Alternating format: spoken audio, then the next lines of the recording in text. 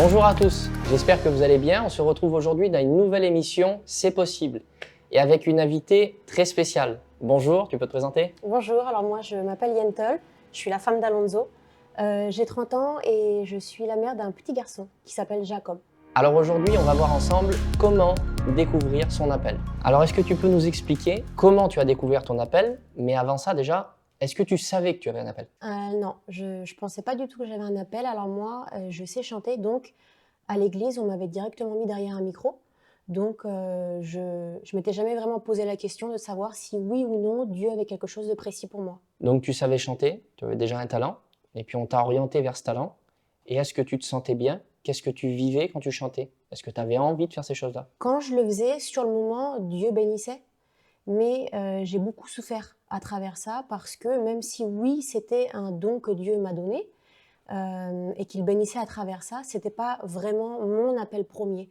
Donc j'ai beaucoup souffert à travers ça. Il y a eu beaucoup de stress et j'ai vraiment senti avec le temps que, alors oui, même si Dieu bénissait, j'étais pas vraiment à la place où Dieu voulait que je sois. Alors même quand on a un talent et qu'on exploite ce talent, quand on n'est pas à la place que Dieu nous appelle, souvent ça crée un mal-être. Exactement, moi c'est exactement ce qui s'est passé pour moi. Comment tu vivais ça quotidiennement, d'une réunion à l'église à une autre, d'un culte à l'autre? Comment tu vivais ta semaine par rapport à tout ça? Eh bien moi j'ai été beaucoup frustrée à cause de ça parce qu'au début je pensais que je désobéissais. Je me suis même dit que, je me suis même dit que ma vie allait être toujours stressante, toujours même monotone, parce que même si oui, comme je dis, Dieu bénissait sur le moment, eh bien, c'est pas vraiment ce qui faisait vibrer mon cœur. Donc, j'avais l'impression que voilà, j'allais vivre une vie toujours monotone, pas vraiment ce qui m'épanouissait vraiment. Donc déjà, une chose qui est sûre, c'est que ce soit dans l'église ou en dehors, à travers ton service, il n'y avait aucun épanouissement. Pour moi, non. Et il y a un moment où ça a changé, il y a un moment où tu as ressenti un appel. Est-ce que tu peux nous expliquer ce que tu as vécu? Alors, tout commençait, moi en fait, faut savoir que dans ma vie chrétienne, j'étais une fille qui était très frustrée parce que je m'imposais en fait des choses. Je pensais que Dieu m'imposait des choses par rapport aux vêtements, par rapport à la façon de penser, par rapport à la manière de vivre. J'étais pas épanouie. J'étais vraiment une chrétienne frustrée. Et donc, à un moment donné, j'ai fait la rencontre d'une jeune femme et elle vivait beaucoup de moments intimes avec le Seigneur. Le Seigneur lui parlait beaucoup à travers des prophéties. Elle donnait beaucoup de mots d'encouragement. Elle donnait beaucoup de mots de prophéties, de révélations à des gens. Mhm. Et en fait, je me suis intéressée à cette fille-là et je me suis dit comment elle fait pour avoir ce fruit-là dans sa vie.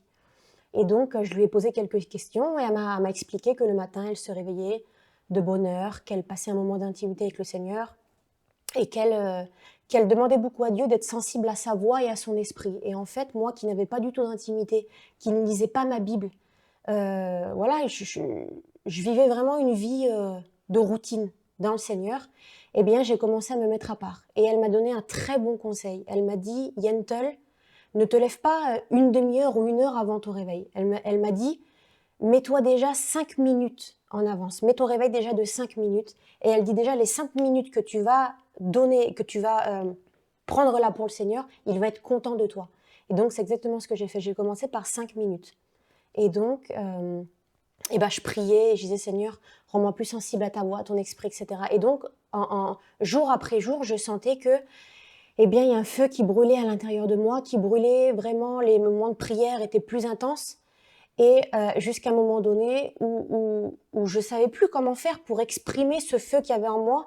Et j'ai dit, Seigneur, je me rappellerai toujours, je me suis mis au bord de mon lit assise et je me suis dit, Seigneur, comment je peux faire pour t'aider? Qu'est-ce que je peux faire pour aider les gens, pour t'aider à sauver les âmes?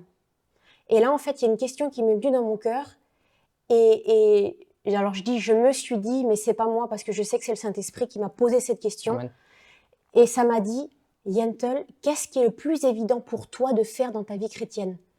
Qu'est-ce qui, même s'il fait moins 10 dehors, que tu n'as pas envie de te lever de ton lit, qu'est-ce qui te donnerait envie de te lever de ton lit?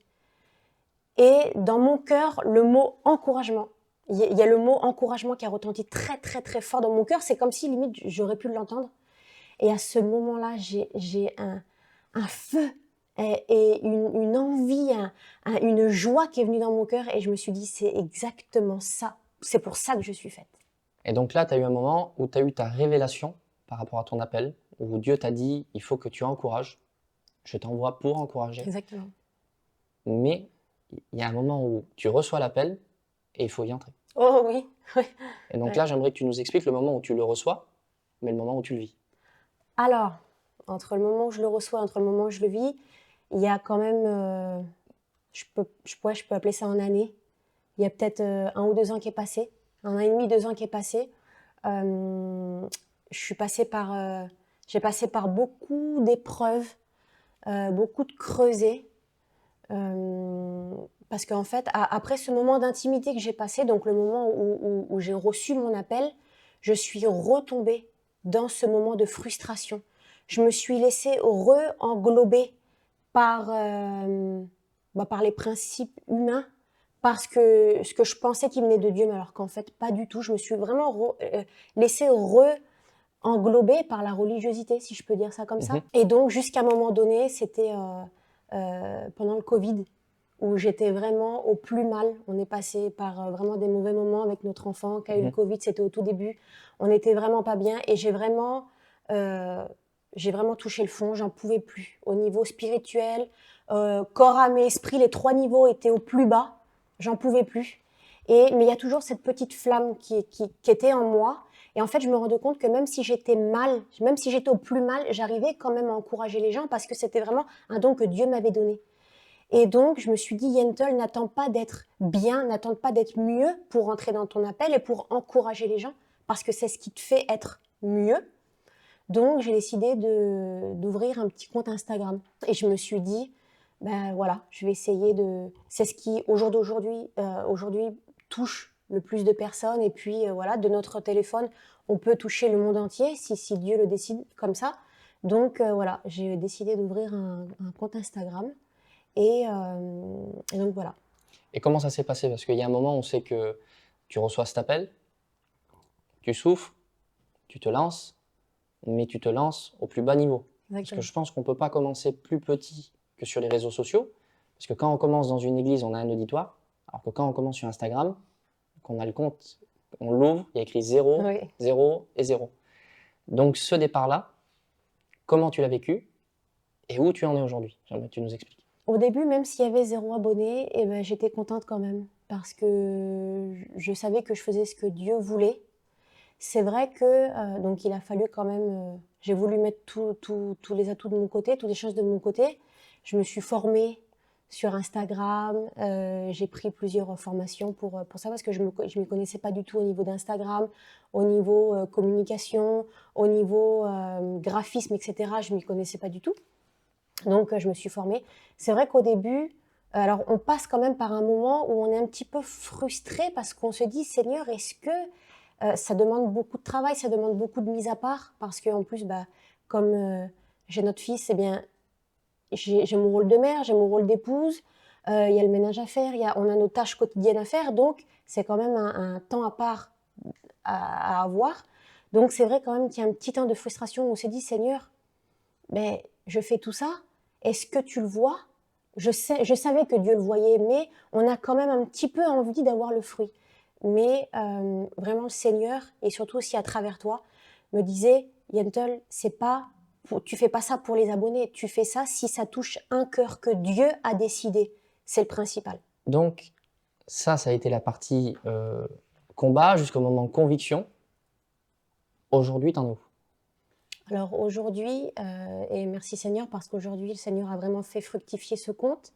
On est à environ 70 000 abonnés, donc c'est vraiment une réjouissance dans mon cœur.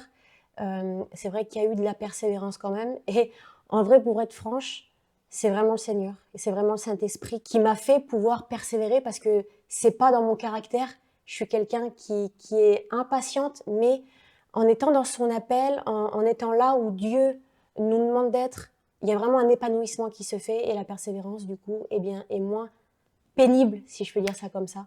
Donc voilà, je suis vraiment aujourd'hui très contente, et vraiment, oui, c'est possible d'être chrétienne, d'être accomplie, d'être épanouie malgré la vie, malgré les circonstances, malgré tout ce qui se passe, c'est vraiment avoir trouvé mon appel, c'est vraiment un cadeau extraordinaire que Dieu m'a fait.